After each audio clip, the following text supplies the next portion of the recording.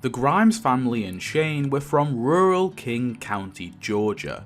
King County is a fictional county named after author Stephen King, roughly located near the state line between Georgia and Alabama. We don't know any of the town names within the county. You'd expect even a rural one to have at least 1 to 3 named towns, but Georgia does have 159 counties, which is more than any other state except Texas. In real life, Taliaferro County only had 1,717 residents in 2010, so it's likely King County's population was under 2,000 people and only had the one major town. Its main economic pull was assumably agriculture, and one of its neighbouring counties was Linden County. Side note, this county is also fictional. King County had a sheriff department responsible for policing, though I get the impression crime here wasn't very high. There were several amenities and locations in the county, so let's go through all the named locations. There's obviously the sheriff department. The local hospital was Harrison Memorial. There's the elementary school that Carl attended. There was a high school too that we know Rick, Shane, Laurie and Patricia Taylor all went to. We don't get to see it though. There's King County Cafe, a place round the corner from the Grimes home, a baby store called Yeah Baby Maternity, King County Medical Office, McKee Heating and Air Conditioning, a family restaurant just called Family Restaurant, Sandy's Old Fashioned Ice Cream, Grant Tax Services, which would later become Morgan's Hideout, Homestyle Burgers, Home of the Big Un, a computer repair store, Enchantment Salon, abbreviated as ES, Gretel's Pedals, Merchant and Farmers Bank. There's also some train tracks running through the main town centre too. It's unclear if these were active right before the outbreak or something from its past. There was a bar called the Rusty Nail in the town, and there was at least one Dairy Queen. Then we have the residential houses, the Grimes family house, the Drake family residence, the Taylor home, this big ass abode where Duane met his end, Andrew's house, the Palmer family house. There's also the King County Park too, and Ross's farm may or may not be in King County. Speaking of people, let's do a roll call. We have Rick, Laurie, Carl, and their dog Codger. Codger probably died before the outbreak began. Shane Walsh lived here as well. We never get to see where he lived though. There's Carl's aunt Evie. This is either Laurie's sister or Rick's sister. Now it's possible she moved out of the county, but she probably would have lived here at some point at least. Leon Bassett, Lambert Kendall and Don were all cops in the King County Sheriff's Department, as well as Linda and Diane who worked as dispatchers. In cold storage, we see an image of young Rick and Shane after graduating cadet school. They're stood beside 2 others. My headcanon is this guy here is Don. They've got the same ears. And we don't have a clue who this woman is. Rick's ex-girlfriend Sheila, Shane's hookups, Mary Ann and Holly, Hannah, a mother from the town, and later the bicycle girl Walker, her ex-husband Andrew, their kids Jamie and Billy, Andrew's new wife Judy, Andrew's family dog Max, then Andrew's neighbours, the Palmers. There's the conspiracy nut Mike Palmer, his wife Maggie, and their 2 sons. We've got Fred and Cindy Drake, the owners of the house Morgan eventually took over, Shane's high school girlfriend, Patricia Taylor, her new boyfriend Paul, and Patricia's father, Gary Taylor. Gary had a cat too. There's Laurie's friend Paula, her husband Tom, Laurie's friend Sarah who ran Yeah Baby Maternity, local business owner and man Rick licensed and state gun to, Tyrell Debs. Then some teachers, Carl's 3rd grade teacher Judith Mueller. This is where Carl gets the name for his sister. Then some high school teachers back in Rick and Shane's days. Mr. Daniels, a high school PE teacher, Mrs. Kelly, a girl volleyball teacher, her husband Mr. Kelly, Principal Kingsley, Gail McCunes, a doctor at Harrison Memorial Hospital, and Kate, who was a medicine intern, Mrs. Heller, an older retiree, and finally, local drunk Rob Spanner, frequenter of the Rusty Nail. There's also, I guess, all the names associated to the buildings in the locations, like Gretel's Pedals and Ross the farmer who ran Ross's farm. But I'm not going to subject you going through those names again. Now let's talk about some adventures that occurred pre-apocalypse in the county. It's unclear if Rick lived all his life in King County, but it's possible he did. Either way, he grew up on a farm. One night in 1980, his father set fire to the crops. Rick awoke at night and saw his father riddled with burns, and he rescued young Rick from the house. Years later, he found out his father did this to claim on the insurance as the crops were failing. Rick, Shane and Laurie attended King County High School, the boys' PE teacher being one Mr. Daniels. Their principal was named Mr. Kingsley, and one fateful day, Shane took the principal's prized car, a Hyundai, out of the teacher's lot. Shane drove the car 3 miles away to a chicken farm, rolled down the windows, and filled the back seat with chicken feed, so the birds could get inside and ruin the car that Kingsley loved. In high school, Rick dated a woman named Sheila, and mixed up what the basis meant, making Shane believe Rick had gone the whole way with her. And later, Shane found out this wasn't true. At a similar time, Shane had relations with a girl named Holly. Mary Ann was another of Shane's lovers. She worked at the local Dairy Queen. We're not done though, because Shane did it with a married woman, none other than the high school girls volleyball coach, Mrs. Kelly. Yikes, Shane was kinda groomed. Shane's most recent girlfriend we know of was Patricia Taylor, who he ended up taking to prom. She was his girlfriend for a significant period of time. They went on a lot of dates. Gary, Patricia's father, was warming up to Shane, giving him his first drink of whiskey after he took Patricia to prom, but for some reason or another, the two broke up after high school. I like to believe while Shane was taking Patricia to prom, Rick was taking Laurie, because those two met and fell in love during their years at school. Fast forward a few years, Rick went off to Georgia Central University and graduated with a degree in criminal justice. I assume Shane did too. Both men then became cadets for the King County Sheriff Department and joined the force alongside this guy, who, like I said before, I think is Don. And this woman too, who some fans have said could be Diane or Linda, but Shane does say those women worked in dispatch, so I don't think so. Also on the force was Lambert Kendall, a veteran who returned from combat. During his time on the force, Rick gave out gun licenses to business owners, including one Tyrell Debs, who owned one of these stores in the town centre. Patricia went on to become a nurse and worked at Harrison Memorial Hospital, possibly alongside Dr. Gail McCunes. She eventually found a new boyfriend, a guy named Paul. Patricia and her reportedly scumbag boyfriend lived with the nurse's father, Gary, at their family home, along with Gary's cute little cat. Laurie and Rick married at some point, and she became pregnant with Carl. When Carl was free, Rick took him to Ross's farm, and this memory stayed with his son right till his death. The family bought a modest house, and had a dog named Codger. The Grimes family were friends with Fred and Cindy Drake, who owned that house Morgan takes over. He visited there at least once, likely for a barbecue or a family event or something. Moving away from the Grimes family, let's talk about Hannah and hers. So Hannah married a man named Andrew. Together they had 2 kids, Jamie and Billy, but Andrew and Hannah divorced. Andrew remarried a woman named Judy. The kids lived with Hannah on weekdays but went to their father's for weekends and holidays. Andrew lived a few blocks away from the Grimes family, alongside Judy and his pet dog Max. His neighbour was one Mike Palmer, who lived with his sons and his wife Maggie. Billy and Jamie probably attended King County Elementary, along with Carl, though they were different grades. The Grimes boys' 3rd grade teacher was one Judith Mueller. His best friend in 3rd grade was allergic to dairy products, and thus brought in soy-based meals for lunchtime. One day, Carl tasted his friend's milk and almost vomited.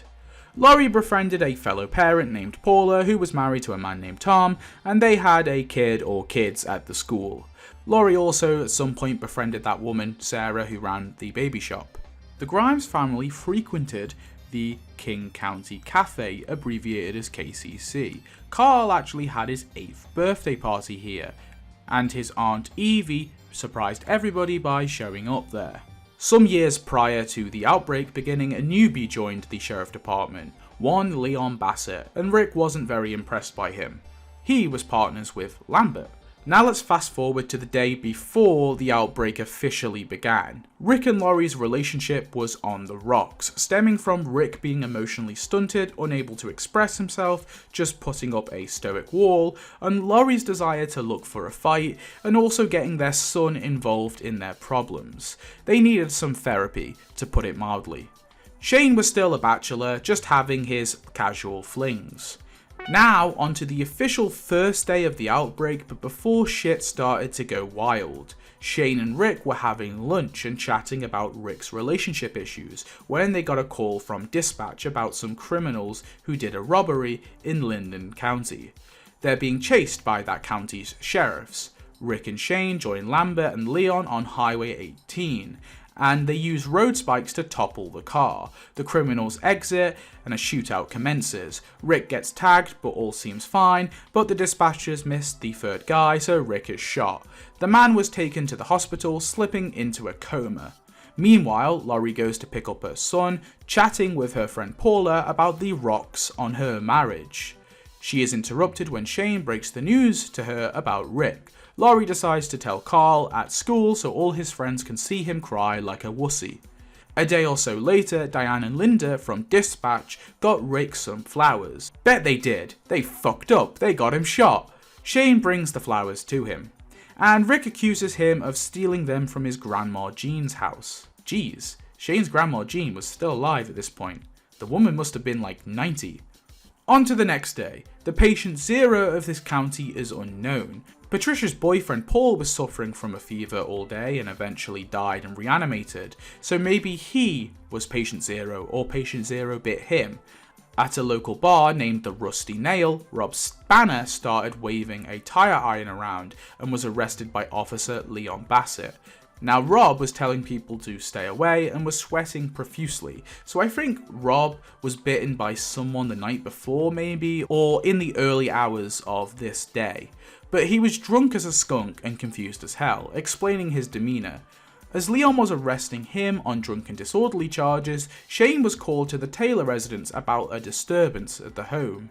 Meanwhile, lifelong resident and retiree Mrs. Heller was attacked by a reanimated teenager. She somehow got away though, and just cut herself on a mailbox. She reported hearing a gunshot too. Shane meets the old lady outside the Taylor house. If he doesn't place her in his cruiser, she will die off screen and Shane will find her blood trail. Now, having a game with multiple decisions is a tricky animal when trying to structure it in a canonicized lore video. But here's the thing, the game shuns you for poor decisions, so in my opinion the canon story is the outcomes where the game doesn't shun you. So from here on, that's how I'm going to address the game.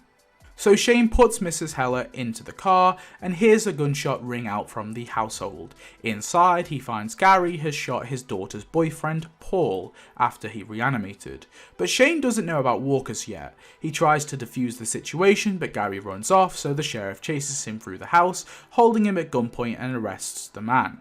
Shane brings Gary to the station, where he meets Don and Leon. Leon has placed Rob in a cell. They try to put Gary in the cell too, but the man bites Leon in protest. Shane though overpowers the old man and chucks him in. On the news they hear about hospitals beginning to get overrun, but suddenly Patricia shows up at the station covered in blood, asking for Shane to release her father. Shane comforts her, reminisces, and learns that it was self-defense. Patricia stays the night at the station, as do Shane, Leon and Don, with both Rob and Gary in the cell. Gary gets restless in his cell. Shane wants him moved to an interrogation room, but when Don goes to release him, Rob rips out Don's throat, killing him. Shane then saves Gary, putting down the town drunk, his first Walker kill.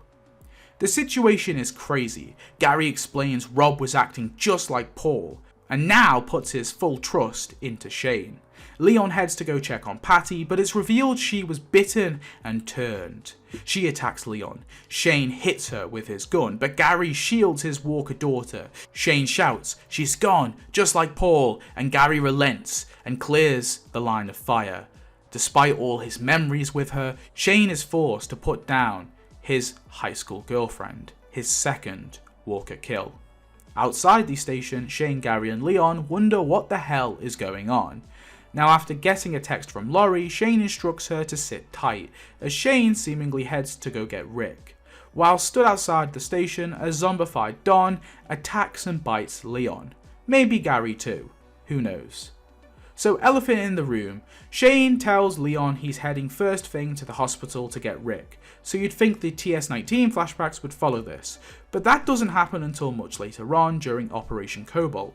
I'm going against the wiki's agreed timeline here a little bit too, because for me Dead Reckoning being day 2 makes more sense. There's only a few cases here and there, no military presence, shit is just starting, the wider public doesn't know anything yet, Laurie doesn't clearly know anything yet. Also, there's an argument the game takes place over 2 days. Patricia talks about staying the night there, and then we skip to the next chapter. So it's likely that Shane and all the officers stayed the night at the station, and so the epilogue takes place on day 3, Monument Day. But now let's chat about day 3, where shit really starts to hit the fan. Early in the day, at Hannah's house, Billy and Jamie's goldfish died, and the boy asks why things have to die. Hannah telling him that it's just God's plan, and everything dies. They held a funeral service around the toilet bowl. Meanwhile, Mike Palmer was celebrating his 50th birthday outside, when walkers attacked him and his family. His wife Maggie was killed, as well as his kids. Mike had to put his wife down, but couldn't put down his 2 sons. Judy, Andrew's new wife, returned from a store with some groceries, finding a girl passed out on the side of the road. Judy attempted to give CPR, but she turned out to munch on Judy's face. Max, Andrew's good boy, got attacked by some walkers and was suffering, so he went to his neighbour's Mike Palmer's house to find a gun. Mike surprises him with a shotgun, telling the man his conspiracy theories about the outbreak. Mike is a bit of a wacko, but such a chill dude. Turns out he's bitten, so he tells Andrew to put him down, his sons, and his dog, and hands the shotgun over. Andrew obliges one of Mike's requests and kills Mike Palmer. But he didn't put down Mike's kids, something he'll regret later. Andrew puts down his dog, heads back inside, only for the power to cut off. Zombie Judy heads into the home, and Andrew shoots her in the belly with his new shotgun. She seems to be dead, so he wraps her in a rug. Judy is the weirdest walker in the franchise though, you'll soon see why. Moving on to Hannah. So Hannah was bringing her kids back to her ex's house when she crashed her car because of some walkers coming out of nowhere, causing her to swerve into a tree. Her kids thought she was dead, so left their mother and ran to their dad's house, whereas Hannah awakens to find the military helicopter in the sky and her kids, Jamie and Billy, gone. She sees the mess at the Palmer's house and some walkers chowing down. This one dead thing chases her, and she makes her way to her ex's house, only for Andrew to blow the man away with his shotgun, reuniting with her kids, who are safe inside. After checking her wound and chatting, Judy, yeah, remember Judy? She awakes and goes for the kids. They hide, but she finds them, opens the closet door, but don't worry, Hannah comes in clutch with an axe and puts down this weirdly intelligent walker. For the story to make sense from this point on, we do have to assume that Hannah and her family stayed in the house for a few days. Over a week actually. So let's just take a pause on this web episode. In between this and the next few scenes, we can assume, similar to what we see in Fear, happened in King County. The military come to secure key neighbourhoods. Shane might have helped with the FEMA operations as they attempted to get hold of shit. But Operation Cobalt was given to the soldiers. They begin evacuating quietly and abandoning the civilians, though some evacuations of people did take place, at least in King County. We see this with the hospital staff, but also with Hannah. We hear the helicopter telling people to evacuate to King County Park to be brought to Atlanta. After some days, Andrew goes to get Mike Palmer's keys from the garage, but when returning, he's attacked and killed by the Palmer's sons, the ones he didn't put down. Hannah refuses to wait any longer and heads out with her kids. Walkers are surrounding the street, including Calloway. Calloway is a military soldier, so it would appear that parts of the military were actually overrun by walkers in King County. Hannah tries to get a car but gets bitten by a walker. She tearfully says goodbye to her kids as they head to the park to be evacuated to the city. Hannah sacrificing herself and thus turning into the bicycle girl walker as she begins to decay over the many following weeks. So seeing the military are leaving his town and evacuating people to Atlanta, instructing others to head there themselves, Shane heads to Harrison Memorial to get Rick the hell out of there. The hospital staff are being evacuated, so he gets no help.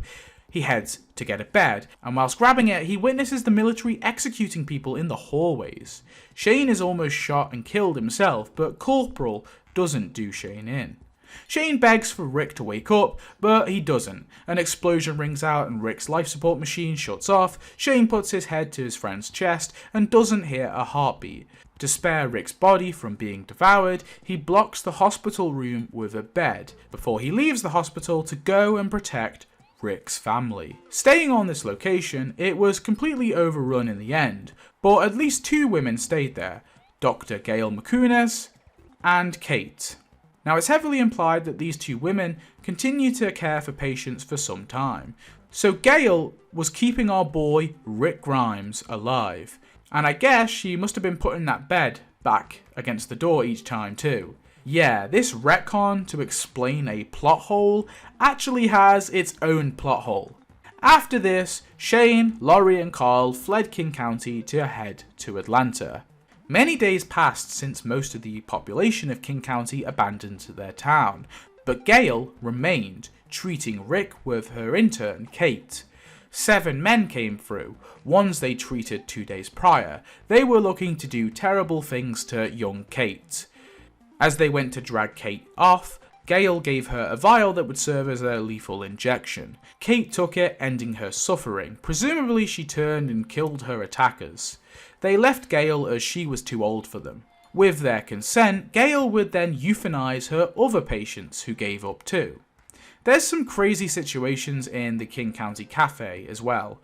A bunch of residents took refuge here, but at some point mysteriously died. I'm not going to go too in depth about the cafe because shameless plug, go watch my video on it. At 50 or so days in, Morgan, Duane and Jenny Jones arrive in the county. Those 3 were from Macon originally. They stay in the Drake family house, but Jenny sadly got bit. She goes through her fever, dies in the bed, and reanimates. Morgan was unable to put her down, so let her wander the streets outside. After her friend Paul is injured, Karina enters the county with him and the green Hyundai, looking for medical help. She heads into the hospital where she has a close call with Walker before being saved by Dr. Gail McCunes. She treats Paul's injuries and tells Karina her tragic tale. Some hours later, Gail announces that Paul is on the verge of death and wheels his body into the cafeteria where she's been storing all of the hospital's walking corpses and people who've given up. However, Paul is alive and awakens to a sight of horrors. He gets out of his bed, fights the walkers, getting a gun from a dead cop and finally crashing through the doors of the cafeteria to safety. Meanwhile, Gail and Karina chat some more. Karina confesses to killing a man by accident and fled the scene after the man's daughter joined his body. Now she feels this is her punishment for basically leaving that little girl to die. She says screw this world, now she's her group's last survivor, she just wants to give up. Gail has a prescription for her, the same injection Kate had. Karina accepts it, wanting to no longer suffer. After escaping the cafeteria, Paul runs into the ward and the 2 friends lock eyes as Karina dies from lethal injection. Paul is angry, but Gail explains she's just helping people with their own decisions. Hope is not the same anymore. That's just her oath as a doctor. Paul points her gun at her. Gail tells him she wants to die anyway, but tasks him with killing her if he truly believes she is a murderer. Now her fate is left ambiguous, but I personally believe Paul did kill her.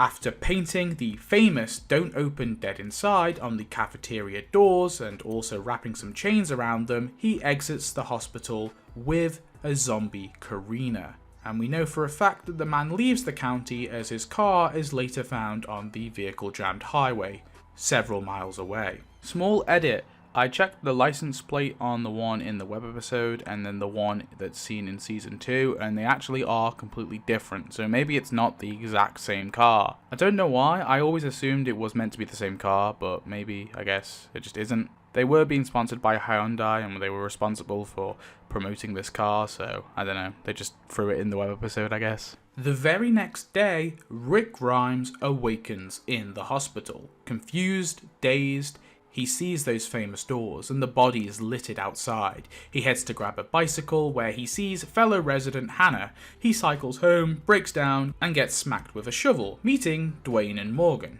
In the Drake family house, Morgan catches him up with the apocalypse and zombie Jenny tries to say hello.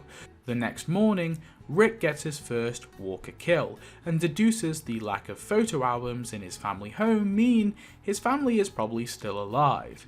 They head to the sheriff department, but the back half, not the front half where all those bodies are. The trio shower, get some guns and exit. Rick ready to head to Atlanta, but before they go, we see Leon Bassett again. Yes, after being bitten by Don, Leon's Walker stayed around the station. Rick puts him down, R.I.P. King. With a toot of the horn, Rick leaves his home county. Morgan, however, stays there. He boards up the home and goes to finally kill Jenny with the rifle that Rick had given him, but he doesn't have it in him. As Morgan is struggling, Rick finds Hannah and puts her down. Going back to Morgan, after he first fired, I assume him and Duane just stayed in the house and waited for the walkers to pass. Some people think Duane died right after this scene, but that's not the case at all. Morgan and his son survived for many months, but they were not actually alone. Now we're moving a few months in. So Morgan's reign of King County is pretty vague. We don't have tons of information exactly, just a few pieces we can try and put together. But he did meet and survive with multiple other people. He tells Rick that these people, the others helped me and they lost it. Their minds, their senses, their stomachs, and then they would die, or I would kill them, or both. So all of them eventually died, but we do know their names as they're on the walls. We have Riley Shoal, Zach, Eugene, Abby, Neil, and Ibn.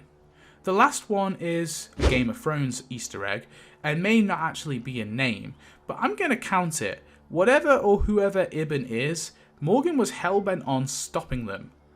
On Morgan's map of the town, he's marked out Earl and Mac's houses. Maybe some other people Morgan met. However, Earl and Mac's houses were reportedly taken, along with Rick's house apparently. What does taken mean? I assume it just means taken over by some people. Maybe it was that Ibn character. Now from the sounds of it, I believe all these people died before Duane died, but the deleted scene where Morgan talks about these other people makes it sound like they died after Duane's death. So maybe it's a bit of both, I'm unsure. One fateful day, Morgan and Duane needed food, so they went scavenging this house. Morgan went down to the basement and Duane waited upstairs, but the front door to the house must have been left open ajar because zombie Jenny slipped in. Duane held his gun to his mother, Morgan came to the top of the stairs, shouted for his son, but Duane just couldn't put his mother down, so Jenny sank her teeth into her son's face. Morgan finally saw red and put Jenny down. After this, Morgan went into PTSD clear mode. He locked Duane in the attic of the Drake family house, but didn't retain this memory. The other people he was with would have all died as well, or Morgan just straight up snapped and killed them. And anyone who passed through the county from this point on, Morgan would just straight up kill and take all of their supplies, racking up a heavy amount of weapons there. He also reported that Rick's house and neighbourhood was all burnt down, but this was likely a false memory due to PTSD. It's where his son is after all, so it makes sense that he would make up a memory of it burning down. Morgan ruled the county by himself after everyone else died, setting up traps all over the town centre and scattering his messages everywhere, taking refuge in grant tax services. Months later, Rick returns to King County, ignoring the poor hitchhiker, finding the sheriff department has been picked clean. He heads into town to get guns that he'd licensed to business owners, like Tyrell Debs, but Morgan starts shooting at him, Michonne and Carl. Morgan's knocked out, brought back to his hideout, attacks and almost kills Rick, but they end up having a heart-to-heart in the episode, and Rick somewhat breaks through his delusions. Meanwhile, Michonne and Carl head to the cafe, they get that photo frame, a cool cat statue, and then they head to Yeah Baby Maternity for that crib. They end up leaving the county as Morgan piles up burnt bodies in this park area. Fun fact, this place still exists. Well, not the bodies, but the "Away with you" text on the wall. As they leave the county, they find the hitchhiker has been devoured, so they nick his backpack. Morgan's mental health got worse, and the dude liked fires, I guess, as he ended up burning down grant tax services and his little hideout. Surviving the fire, he finally left the county, seemingly for good. That's it for King County for many years. We don't see it again for another decade. In Fear the Walking Dead Season 8, Morgan decides to search for his son to finally put him down, so returns to town. Finding some walkers chowing down on skunks, he heads to the house where Duane died, believing he must be there, but doesn't quite yet have the mental fortitude to go inside, so takes it out on the skunk-munching walkers. Grace arrives in town, and Mo has snuck here too. Grace is Morgan's girlfriend, and Mo is their adopted daughter. Mo being the one who orchestrated Grace coming here too. Real quick, some brief context. They've all left this community called Padre. They're some weird bird-obsessed safe zone. Nuff said. They head back to the house, but turns out Dwight and Sherry, as well as some Padre troops, are here too. Dwight and Sherry, at this moment serving Padre's interests, ready to take Morgan back in exchange for their son's release. Morgan and his family run away from Dwight and Sherry and head into the Drake family home once more. The home is clear, still exactly how Morgan left it, but you'll notice the street isn't burnt down like Morgan said it was. Grace is directed to go get the rifle, the same rifle Rick gave Morgan. They sit around the candle-lit table, just like Morgan did 12 years prior. Morgan is hellbent on putting Duane down, refusing to leave despite Grace's begging. Dwight, Sherry and the Padre guards find them in the house and ask them to leave via the radio. The bastard's fire flares at the house to send the walkers to them. Upstairs, Morgan sees his messages all over the front bedroom walls, and his old photo album is there too, realizing he must have come back here after Duane died. Burning walkers are heading to the house, so Morgan uses the rifle Rick gave him to try and clear a path for Grace and Mo, but he's still seeing Jenny, forcing Mo to retreat back into the house. Dwight, Sherry and the Padre guards capture Morgan and Grace, and force him to head into the house where Duane died to prove he's really here for what he says he is here for. However, the walker trapped inside the house isn't Duane. He does find the rotted corpse of Jenny though. Morgan crashes out over not being able to put his son down, believing he's escaped. The Padre guards want answers and are ordered to kill Morgan as they don't believe he's there for his son. Morgan goes batshit mode, holding the rifle to his head, but Dwight and Sherry come in clutch, killing the Padre people, instructing their son to do a move to knock out the bird woman, ensuring his safety too. Yeah, this show is a bit wild. In the house, Grace reveals radiation poisoning is slowly killing her and she's going to die. Grace is always bloody dying. Over the radio, Mo informs her father that the house is on fire, so he tells her to seek shelter in the attic, as he begins to clear a path to the house to save her. In the attic, Mo finds her brother Duane chained up. The roof beam collapses on top of her, and Duane is released, closing in to kill a second child of Morgan's. Morgan heads to the attic, realizing he must have put his boy here. He hesitates, but history doesn't repeat itself as he finally puts down his son. The Drake family house burns to the ground, and Morgan buries his son where the front garden was, promising he will be back. Mo walks the rubble, finding the photo album survived the fire, but a walker buried in the rubble jumps out and grabs Mo. Grace pulls her out the way. Mo is okay, but Grace sadly did get bit on the stomach. Morgan rushes out of King County with Mo and Grace, desperate to try and save the woman he loves. And that is the last time we see King County in The Walking Dead. That is the full history of it, in excruciating detail. Hopefully, we can one day see the county again. Morgan promised to be back there after all. Maybe Judith will want to go see where her family once lived. Maybe we get a Lambert Kendall spin-off. Who knows? Tell me your thoughts either way. Thanks for watching. This was definitely a bigger project. Let me know if you like these longer form videos. Getting smaller ones out of the way is obviously way easier for me, but I had so much fun with this one. Please consider supporting my work by subscribing, liking, or maybe even a super thanks or channel membership. Huge thanks to the channel members you can see scrolling past me, but an extra big shout out to my legendary survivors, Death Knight 1244, JN Easy Peasy, and Quantum Flounder. Thanks again. Bye bye.